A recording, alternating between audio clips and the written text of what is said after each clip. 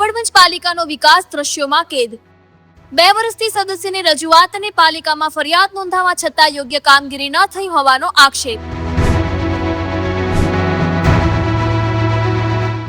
રામલલિત સોસાયટીના 22 પરિવારો પોતાની પ્રાથમિક સુવિધાઓ માટે 2 વર્ષથી રજૂઆત કરવા છતાં સદસ્યો દ્વારા ધ્યાને લીધું નથી હોવાનો ગંભીર આક્ષેપ। આ કિસ્સો છે કપડવંજ નગરપાલિકાના વોર્ડ નંબર 6 નો। કપડવંજની રામલલિત સોસાયટી જાણે પાલિકાના નકશામાંથી જ ગાયબ થઈ ગઈ હોય તેવો ઘાટ સર્જાયો છે। છેલ્લા 2 વર્ષથી ગટર અને રોડના પ્રશ્ને નર્ક જેવી સ્થિતિમાં જીવી રહ્યા હોવાની ફરિયાદ। 2 વર્ષથી સદસ્યની રજૂઆત કરવા છતાં યોગ્ય કામગીરી કરવા કઈ પગલાં કેમ લેવામાં ન આવ્યા તે પ્રશ્ન ઉઠ્યો। માત્ર વિકાસ જ નહીં પણ લોકશાહીના પાયા સમાન મતાધિકાર પર પણ અહીં તરાપ મારી હોય તેવો ઘાટ સર્જાયો। સ્થાનિક રહીશ જીતેન્દ્ર દરજીએ પોતાના પિતા અને પત્નીના નામ મતદાર યાદીમાં ચઢાવવા માટે BLO થી મામલતદાર સુધીના ધક્કા ખાઈને થાક્યા પણ તંત્રના પેટનું પાણી હલ્યું નથી। અંતે આ મામલો હવે મુખ્યમંત્રીના સ્વાગત કાર્યક્રમ સુધી પહોંચ્યો હતો। ત્યારબાદ મતદાન દરમાં ફક્ત એક જ મત રામલલિત સોસાયટીમાં ઉમેરો કરાયો।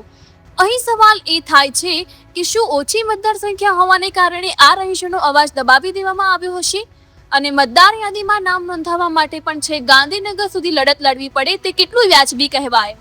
સોસાયટીમાં રહેતા 22 પરિવારોને વિકાસથી વંચિત હોય તેવા આક્ષેપ થયા।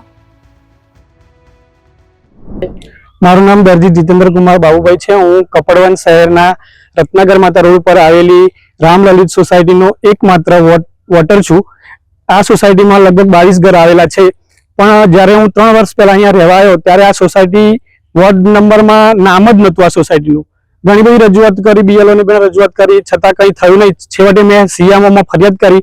એ પછી મામલતદારે મને બોલાવ્યો અને મારું નામ અહીંયા આ સોસાયટીનું અંદર 6 નંબર વોર્ડમાં આવ્યું અને અત્યારે આ 6 નંબરના વોર્ડનો હું એક જ મતદાર છું। બાકીના જે સોસાયટીના મતદારો છે અથવા રહીશો છે એમનું કઈ જગ્યાએ મતદાન છે? લગભગ અહીંયા 70 થી 80 જણા રહે છે પણ એ બધા 50% ગામડાના છે એટલે એમનો મત ગામડામાં છે અને જે કપડવંજના છે એ લોકોનો ભૂલથી બીજી સોસાયટીમાં મત જતો રહ્યો છે। શું આ બાબતે જે રોડ અને ગટરની સમસ્યા છે આ બાબતે આપે કોઈ નગરપાલિકાના કાઉન્સિલરને રજૂઆત કરી છે? મેં કપડવંજ નગરપાલિકાના વોર્ડ નંબર 6 માં આવતા જે કાઉન્સિલર ચિંટુભાઈ એમને પણ મૌખિક અને WhatsApp દ્વારા ઘણી વખત રજૂઆત કરી છે।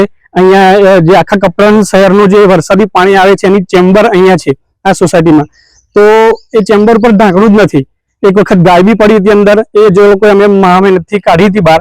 એ પછી મેં ઘણી વખત નગરપાલિકામાં બી લેખિત રજૂઆત કરી છે તો બી એનું કોઈ કામ થયું નથી અને આખા સોસાયટીમાં રોડ ઉપર જે ગટર નાખી તો એ રોડ આખો ગટરના લીધે કામ સારું નથી કર્યું, એના લીધે ગટર બેસી ગઈ છે, રોડ બેસી ગયો છે અને ઘણી જગ્યાએ ખાડા અને ભૂવા પડ્યા છે।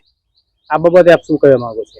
બસ આ બાબતે હું એ જ કહેવા માંગુ છું કે શું મારો એકલો મત છે તો આ લોકો મત માગવા અહીંયા આવશે અને આવશે તો એ મારું કામ થશે કે નહીં થાય? આ સોસાયટીમાં જે રોડ રસ્તા અને ગટરનું જે કામ છે થશે કે નહીં થાય?